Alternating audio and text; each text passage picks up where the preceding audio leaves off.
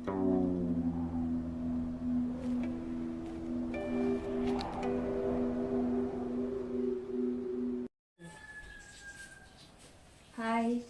ngasi nga se nga mapum se hoigi kaino da oven hapaga grill tawdoine aduga sida nga sida hakadaba hoigi sauce khar semge aduda hakadaba hadi magi materials me andu khaijarake ahanbada garlic paste chamas amas si spoon ama hapiro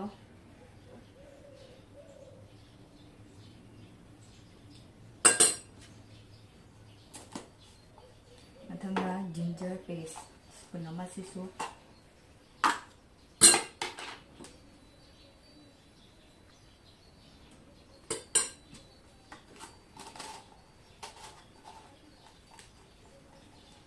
dagi mathangna garam masala nate black pepper powder sisu makai spoon ji mahapani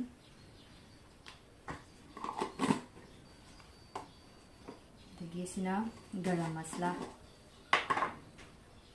spoon ama hapcharage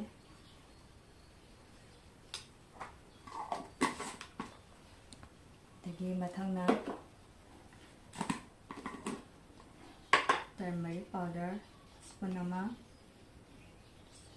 phandrasu yai sidi dum dagi mathangna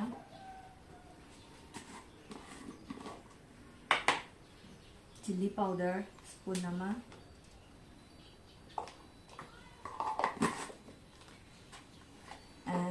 duga khwaidagi last one sina thum spoon nama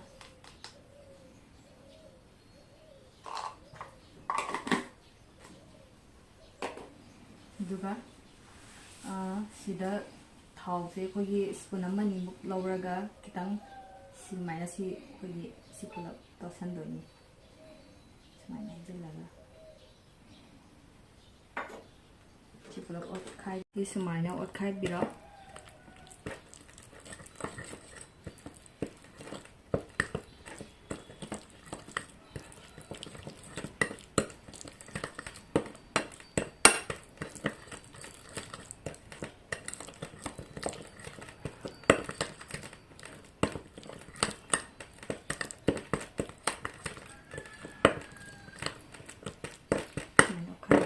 paste sembal ore paste sembal oraga nga se sumai khara takai taraga haibadi si taisalaga nga se manungda changnaba ji kitang nga se kakpa haujarage singa se paste changnaba sumaina lembiro manung kitang changna tawnaba duga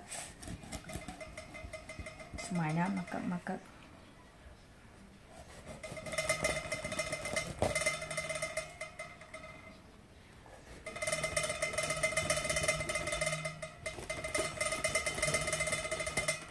leli bas maina som de som len doi ni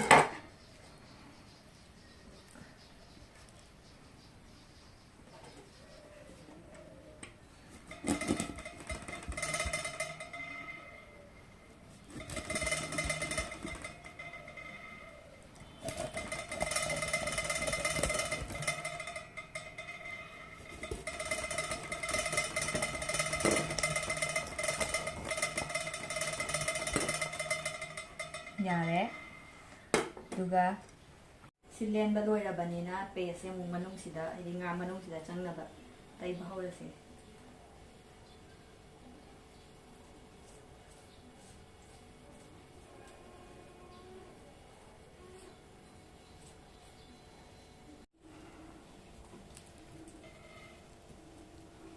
thi manungda khara changhanbiyu Horen chabada loina manung changnamnaba hawnaba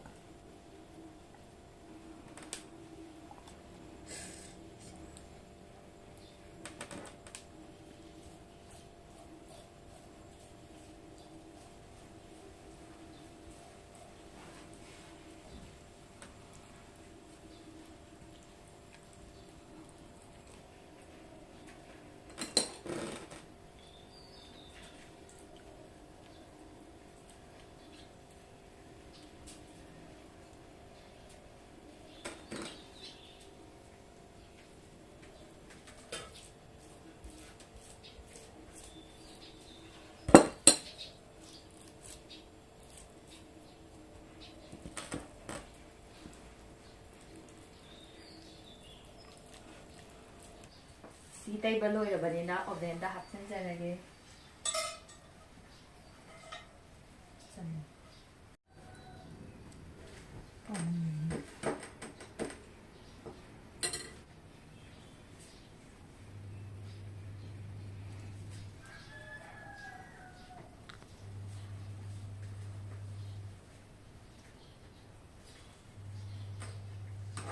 ꯍꯧꯖꯤꯛ ꯉꯥꯁꯦ ꯍꯥꯞꯆꯤꯟꯕ ꯂꯣꯏꯔꯕꯅꯤꯅ oven ꯊꯥꯗ꯭ꯔꯤꯉꯩꯗ ꯈꯨꯠ ꯑꯝꯇ ꯍꯥꯟꯅ ꯍꯥꯝꯃꯨꯒꯦ.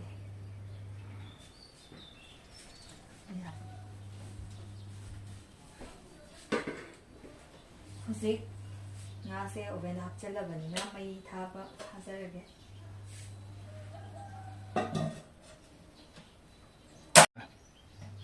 ꯃꯩ ꯊꯥꯖꯔꯒꯦ. ꯁꯤ ꯃꯨꯟꯕ ꯉꯥꯏꯃꯤꯟꯅꯔꯁꯤ ꯃꯌꯥꯝ.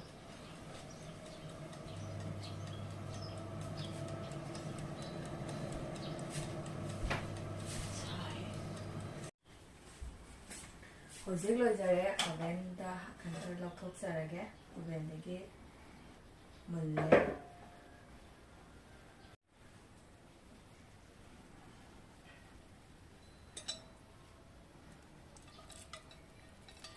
ꯍꯧꯖꯤꯛ ꯂꯣꯏꯖꯔꯦ ꯃꯌꯥꯝ.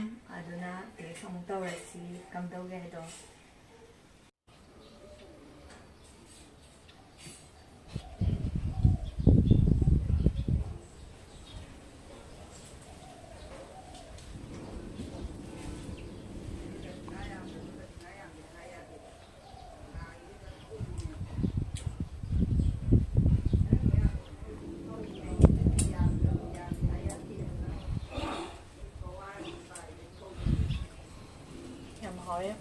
ꯃꯌꯥꯝ ꯑꯗꯣ ꯚꯤꯗꯤꯑꯣꯁꯤ ꯃꯇꯥꯡꯁꯤꯗ ꯂꯣꯏꯁꯤꯟꯖꯔꯒꯦ. ꯑꯗꯣ ꯑꯩꯒꯤ ꯆꯦꯅꯦꯜꯁꯤꯕꯨ ꯅꯨꯡꯁꯤꯕꯤꯔꯗꯤ ꯂꯥꯏꯛ ꯇꯧꯕꯤꯌꯨ, ꯁꯕꯁꯀ꯭ꯔꯥꯏꯕ ꯇꯧꯕꯤꯌꯨ, ꯀꯃꯦꯟ ꯑꯃꯃꯝꯇꯪ ꯄꯤꯕꯤꯔꯝꯃꯨ ꯃꯊꯪ ꯀꯩꯀꯩ ꯇꯧꯁꯤꯒꯦ ꯑꯗꯣ ꯃꯌꯥꯝ ꯃꯇꯥꯡꯁꯤꯗ ꯂꯣꯏꯁꯤꯟꯖꯔꯒꯦ. ꯕꯥꯏ.